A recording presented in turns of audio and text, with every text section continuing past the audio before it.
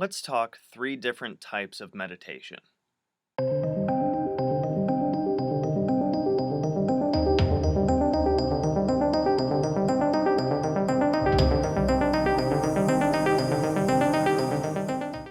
First off, if you haven't checked out my new fantasy novel, Real Magic, you can find it in the link in the description down below. So let's talk about three different types of meditation. Meditation has a lot of different benefits, both physi- physiologically and magically. It gives you better focus. It can really balance out your body systems. It can help calm your state of mind in everyday life and for ritual. So, a lot of people they have a hard time with like meditating. They think that you're just supposed to have an empty mind. But, the mind is a hamster wheel and it just tends to keep going, but the idea is to kind of rise above that so you can be more in control of your the way that your mind works. And when we can do that, then we can focus our mind and our energy towards our goals better. So there's three different types of meditation that I want to talk about in this video. There's way more types than that, but I actually got the three of these from a book on Tibetan Buddhism, which is really, really, really interesting. Because I love diving into a bunch of different spiritualities and stuff, and I always try to learn as much as I can. So if I switch over to my notes here, which apparently I didn't even have up, so we'll just try to wing it, right? So three different types of meditation. You have focusing on breathing, you have focusing on mantras, and you have focusing on an object, right? So let's translate this to magic, right? So focusing on breathing. You know, you can't really just have a blank mind. If you can, then you are way more advanced than me because thoughts come and go. You want to be an observer of these thoughts. You want to be able to just kind of sit in silence, and when a thought comes up you don't follow it like a train of like it's like a train goes by. You have a choice of grabbing on it and it taking you, or you can just watch it go. And the second that you realize you're thinking again, you got to bring it back, right? So when you're focusing on your breath, you can kind of count one, two, one, two, one, two. And what this does is it can calm you. It can eliminate all the thoughts from, what happened before, what's going to happen later. Is your mind living in the past? Is it living in the future? You want to bring it to the present. So when we go into when we go into our ritual chamber, temple, whatever you want to say, meditating first is always a great idea because you want to get into that state of that really receptive state, that high awareness state that it can be very effective for magic because you really do need to focus when you are doing your spell work, and meditation can help with that. So like I said, the meditation where you are only focusing on your breathing is you are letting thoughts come and go. And this has a way of like cleaning your mind out. It's almost like disk defrag on a computer. So it just gets you in a more calm and centered state of mind, right? So that's one. Then let's talk about focusing on an object, right? So if you have a hard time just with the breathing one, you can try focusing on an object. This could be the sigil that you are going to use in your spell work later on. You could even focus on a particular thing on your altar. Tibetan Buddhists actually say that it's better to meditate with your eyes just slightly open and your head kind of angled down a little bit, and you can focus on an object having your eyes slightly open. um, it helps the mind to create less chatter, mainly because the mind has more input.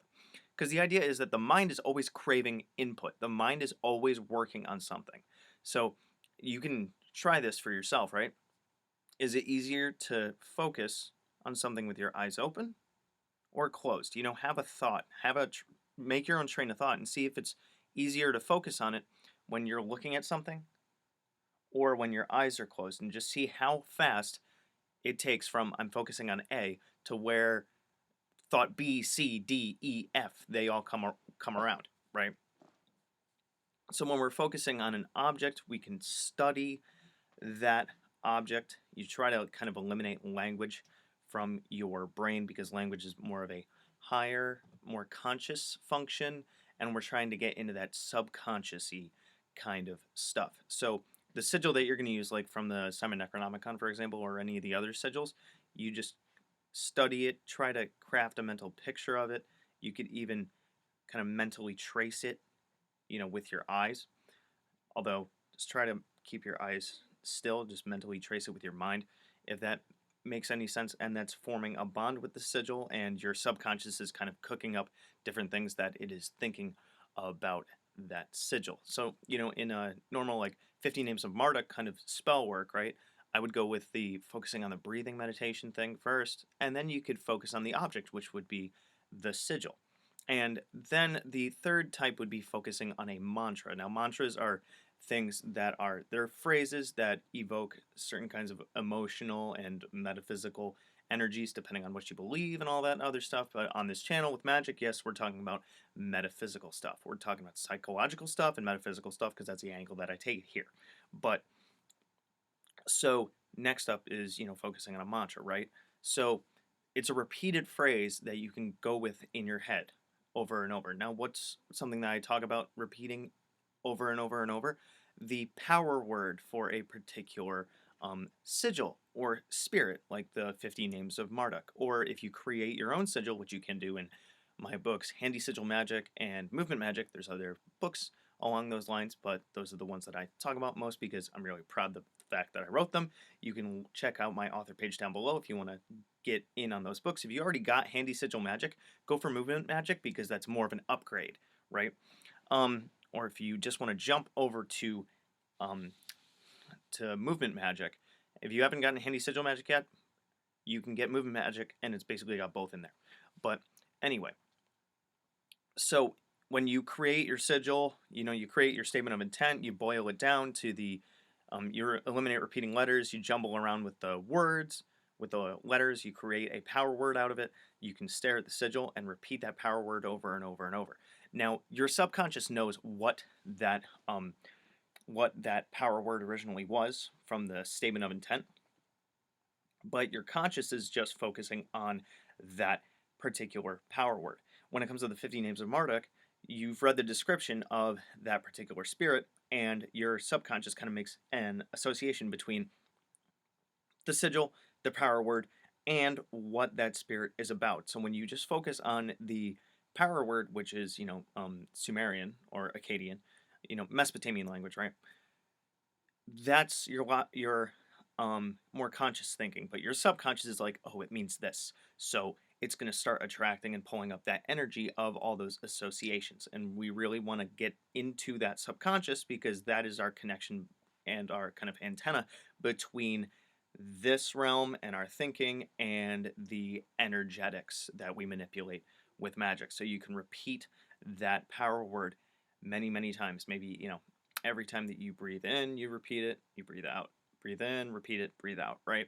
And you can keep going with that. And what you want to do is kind of build up this emotional energy with it. You can even do this out loud if you're comfortable with that, or you can do it in your head. But kind of start at my suggestion is starting at a lower volume and then bringing it up. And if you know the associations of the particular name of Marduk or the intent behind your sigil that you've made yourself, or any other spirit, you guys get the point. Cultivate that feeling within you while you are focusing on that power word, right? So if you are doing whatever your goal is, focus on the emotion that goes along with that goal. Are you trying to gain something? Would it make you happy? Are you trying to eliminate something because you're angry at it? Go ahead and get angry. Feel that tension, feel that lightness, whatever it is, and build it up. So in the 50 Names of Marduk, for example, you do that with the sigil where you're building up that emotional energy while repeating the power word / mantra. And then you do the Ziki Akanpa Zianakanpa, hear me, O thou, da da da da, that whole phrase. And then you do it a second time. So there's, of course, other mantras that, they mean various things, and those can be very good for cultivating specific feelings and specific energy for spell work. I'm not going to go into a whole bunch of different mantras because you can easily Google those and all that. But the point of all of those is to cultivate a specific intent and energy in yourself, and we can manipulate that in spellwork. We can use that. It's like filling your gas tank, and then you direct that towards a goal, a sigil, or what have you. So this has been 3 types of meditation, kind of how they work with magic, and going from my own angles with the sigils and whatnot. So let me know what you guys think about this. Drop the comments down below. You can connect with me on Facebook and all that stuff. The info and links to which you can find down below and at the end of this video. So, good hunting. Thanks for watching my video. So if you want to check out my playlists, I have, among others, the Simon Necronomicon, the Tree of Life, General Magic, Tulpamancy, a playlist on my books, the elements, stones, the theories that govern magic, and the gods and goddesses of Mesopotamia. If you want to check out my books on Amazon, I have Creating Consciousness, Magical Mechanics, Magical Theater, Handy Sigil Magic, Magical Movement, which is an update and expansion upon Handy Sigil Magic, Magical Mastery, which is a combination masterwork of Magical Theater and Magical Mechanics, and The Guide to the Spheres and Beyond. You can also find me on Facebook at Magickology YT. You can email me at priestofthenecro@gmail.com, and you can even check out my Instagram, which is Magickology. And good hunting.